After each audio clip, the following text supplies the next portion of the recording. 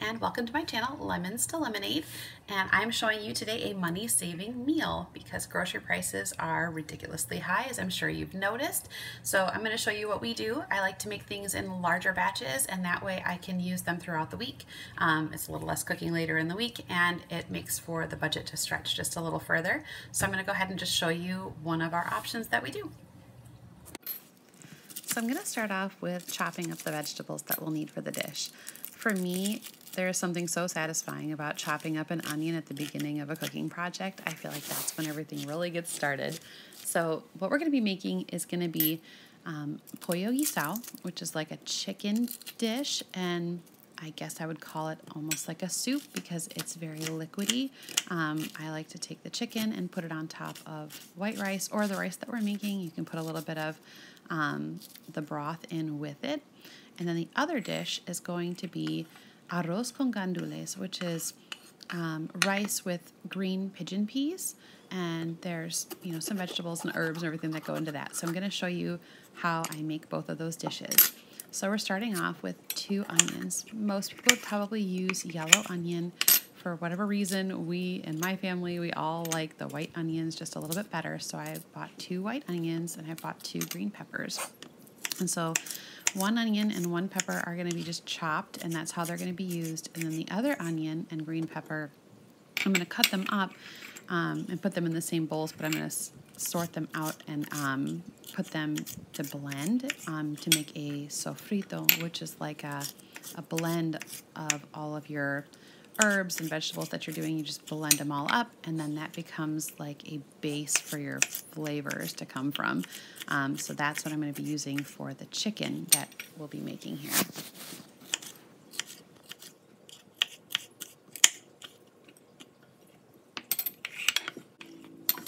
All right, so time to get the sofrito made up here. So I'm going to take 1 of the green peppers that I cut and 1 of the onions that I cut.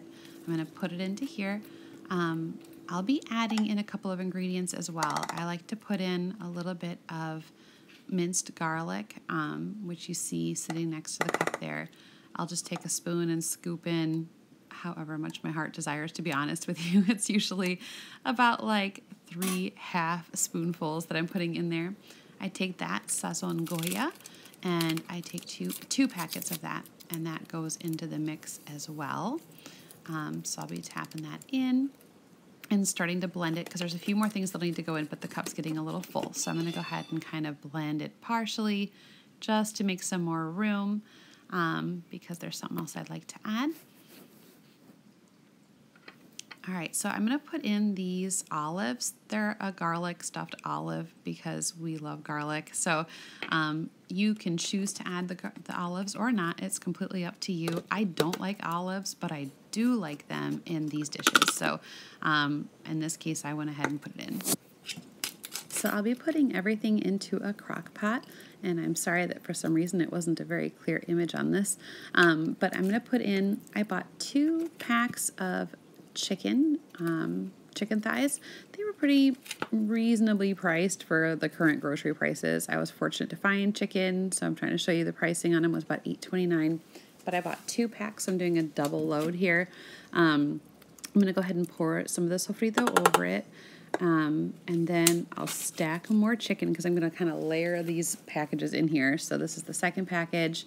I'm going to go ahead and put it over that bunch. That way there's some seasoning on each piece because that's going to slow cook in this crock pot for hours and just really soak that flavor in. So those are going in, and then the rest of the sofrito is going to go on top.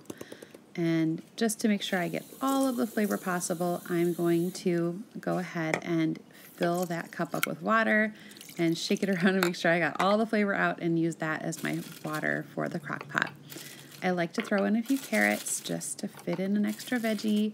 A lot of people will put in 1 diced potato. For me, the carrots already add enough carbohydrates that if I add the potato, I can't really eat as much of the dish because I am diabetic and have to watch that level. So it's been just a little while since I started this chicken up in the crock pot. I'm going to go ahead now and add in several bouillon cubes. This is completely optional and you don't have to do it, but me personally, I like as much flavor as I can get into this dish. So I throw in roughly 10 of them because, again, this is a double batch. This is a very large batch of them. So I also throw in a couple of bay leaves, and then I will, close to the end, add some adobo seasoning, and I will add some cilantro. So for now, I'm going to let these guys just cook until just before dinner time, and then I'll add those last couple of ingredients. Now I'm starting on the rice. I like to rinse this rice first and get all the starch off. I've got about 3 cups of rice in there. I'm going to dump out that water though.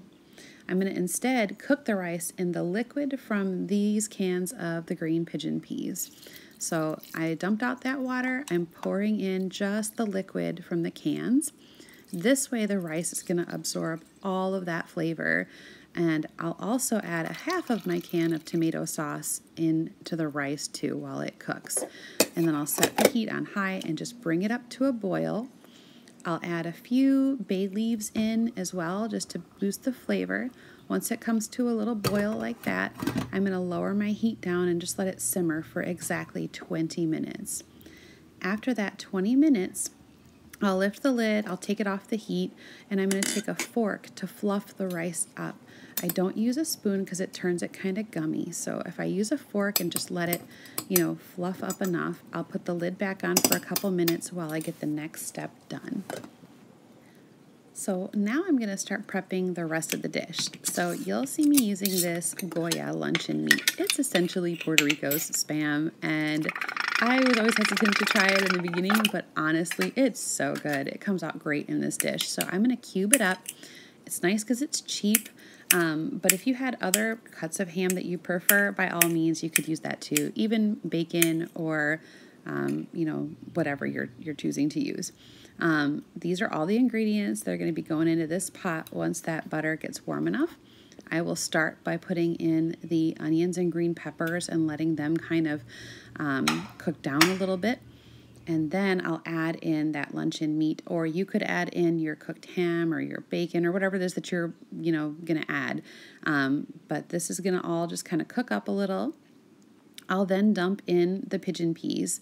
I'm going to get both cans in there and the second half of that tomato sauce that I had earlier.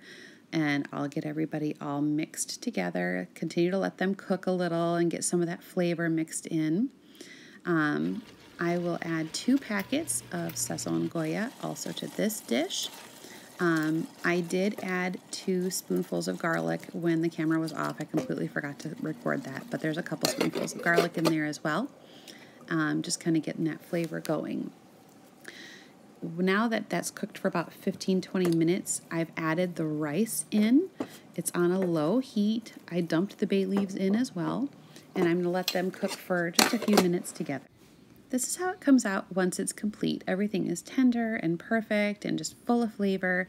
It makes for a great side dish for other entrees through the week, or even just a bowl of itself for lunch because it's got the protein in it and everything else too. So it's a great little dish to have on hand.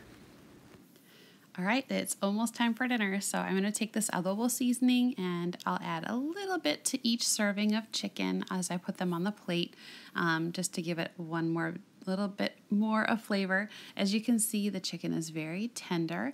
It has spent all day soaking in all of those wonderful flavors that we took the time to prepare, and the broth came out really nice. It's full of all of that flavor and even that nutrition as well. So it's going to be a great base for other dishes this week as well. I can add it to rice, I can add it to sauces, other meats and things too, just to boost the flavor. So it came out really nice and it's ready to go, and there's a lot of it, so it'll last us for several days and several other meals. It's the end of the day and everyone's getting ready for dinner, so this is how it all came out. Please don't forget to like and subscribe, and I'll catch you on the next video. Thanks.